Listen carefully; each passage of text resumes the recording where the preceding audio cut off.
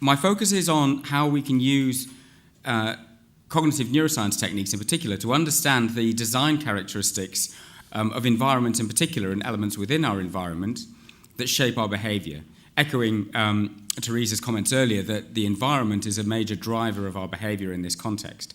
And I'll ask the question, can we use laboratory studies to understand what the mechanisms are that underpin these effects of environmental influences on our behavior, so that we can then reverse engineer that knowledge and use that to design behavior change interventions that target those environmental cues and can be applied at a population level rather than at an individual level, and therefore achieve greater reach. Because even if the effect sizes are relatively modest, if they can be applied to a very large population or at a population level, then the net impact should in principle be that much greater. And I'll use two examples. I'll use tobacco, where we have seen great gains over the last 50 years in terms of reducing prevalence through a comprehensive program of tobacco control strategies, and alcohol, where our success has been, if you like, more mixed, shall we say. So what you see here are some of the ways in which design features can shape behavior one way or another. In the context of tobacco packs, which are the primary means in many countries by which brand information can be conveyed in the context of restrictions on advertising, there's been a move towards, in some countries, standardized packaging, which removes that brand information and makes the pack display very prominently a health warning. And in the alcohol context, we can see that the delivery devices for alcoholic drinks, beer in particular, that are used in a range of pubs, are complex and engineered in ways that may be relevant. So, for example, they're shaped, they're branded, and they include nucleation stamps, which is this picture on the bottom right, that promote bubble formation within the drink itself and make sure that the beer stays fizzy and has a head on it and looks nice and palatable and so on. So to what extent are these design characteristics shaping behavior? To what extent can we use cognitive neuroscience techniques to understand that? And if we're right, can we use that knowledge to reverse engineer interventions at a population level? So, the first part of my talk is about tobacco products and health warnings on cigarette packs, and stemmed from a program of work led by one of my PhD students at the time, Olivia Maynard, who's now a lecturer at Bristol, who was looking at the extent to which standardized packs would increase the salience, the prominence of health warnings on those packs.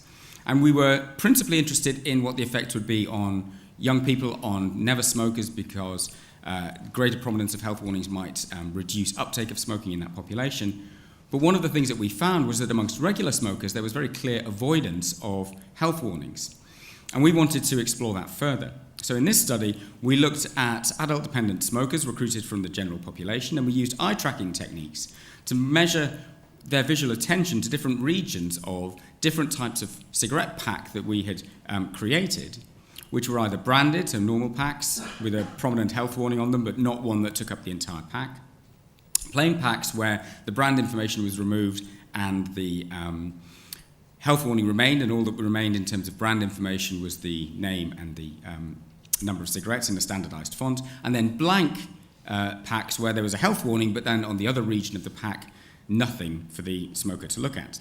So this is what the three different types of stimuli looked like.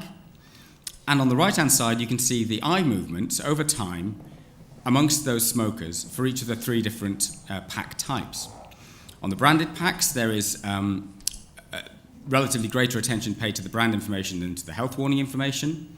That's also true on the plain packs, and in fact, plain packs seem to affect that relatively little. That's in contrast to never smokers, where we see that plain packaging does increase the visual attention to health warnings.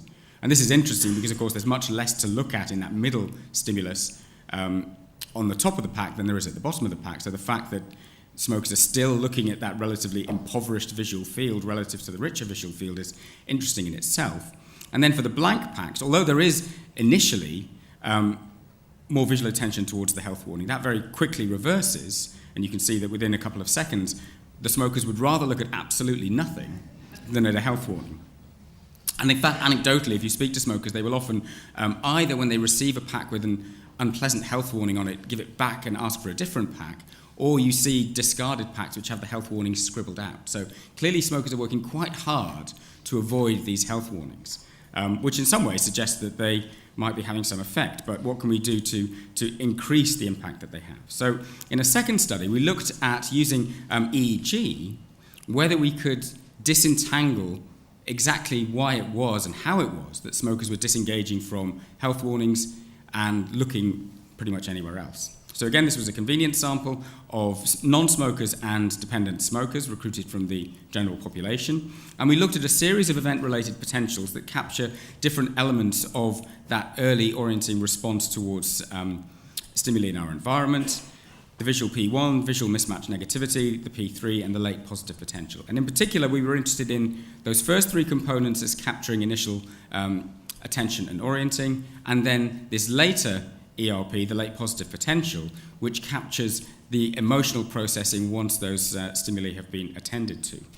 And we used an oddball paradigm where we presented, again, mocked-up cigarette packs that either were conventional looking, so had brand information and health warning, or had neutral objects or had neutral landscapes in that region where the health warning was. And we were comparing between non-smokers and smokers to see how smokers differ in their attentional response to these different stimuli. And we found little difference between smokers and non-smokers in terms of those initial early ERPs that reflect orienting and initial attention. But when we looked at the late positive potential, when we looked at the emotional processing of those health warning stimuli, we found that in smokers there was a reduced and later response to those stimuli compared to non-smokers, and you can see that in the figure at the top. And that wasn't due to familiarity to the images. We looked at UK and non-UK health warnings. Within the European Union, there is a menu of different health warning options that are available that different member states can select their health warnings from. So there are some from that standardised set that are not used within the UK, and there are others that are, and that didn't seem to be driving this difference particularly. And so what that suggests is that the cognitive and emotional response to these health warnings is delayed and reduced amongst smokers compared to non-smokers.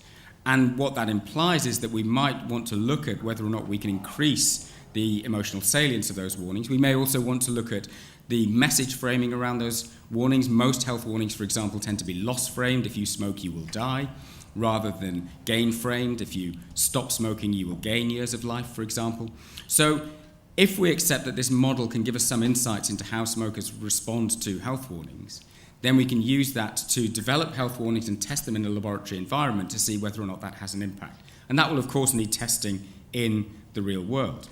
So to give an example of how we can take these findings into the real world, we've also looked at how people consume alcoholic drinks from glasses of different shapes, going back to that point that if you look in most bars now, you'll see a range of different glass shapes and designs.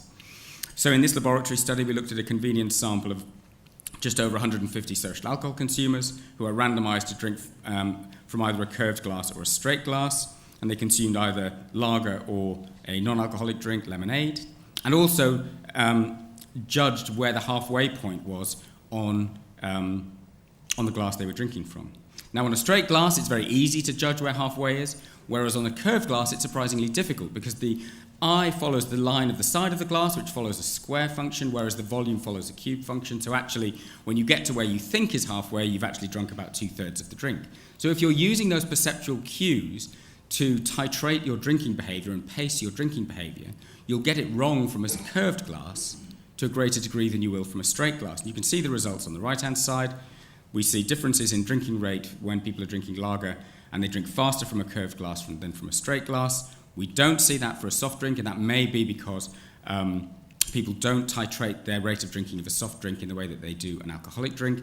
And we see a modest correlation between degree of perceptual bias and drinking time. And when we look at how glass shape influences accuracy of volume poured to get a handle on the extent to which we can accurately judge halfway or any other volume in different shaped glasses, in this case in two slightly different studies, both of which measured accuracy of pouring, first in curved versus straight glasses, and then in a range of glass shapes, we can see on the left-hand side that in curved glasses, similar to the ones that we used in the previous experiment, people are much more inaccurate, particularly around the halfway point, when pouring into a curved glass compared to a straight glass. And both of these are filled to halfway, so you can see visually what the difference is between a curved glass and a straight glass. And we can see that across a range of different glass shapes in study 2, the curved glasses are the ones where you see that bias to a greater degree than in straight glasses or even inverted glasses, which you sometimes see in bars. And so the implication there is that if we can move bars away from serving alcoholic drinks in curved glasses and towards serving drinks in straight glasses, then that might reduce rates of consumption, which, if you're in a bar or a pub for a fixed period, should lead to a decrease in the amount that's consumed. Now, the effect size may be relatively modest, but again, at a population level, that could have an important impact if it's scaled up across the tens of thousands of people just in this local area that will be going out tonight for a few drinks.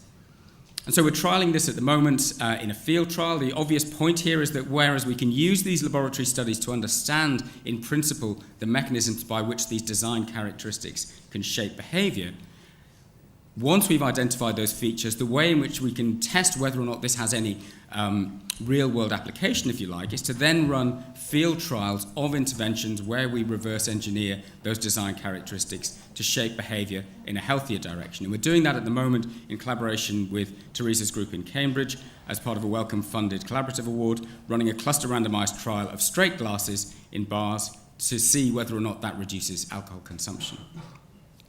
And finally, one other way in which we can go with this, and I don't have time to talk about this in detail, but it harks back to this point in the previous talk, that there are cognitive processes that may explain individual differences in consumption.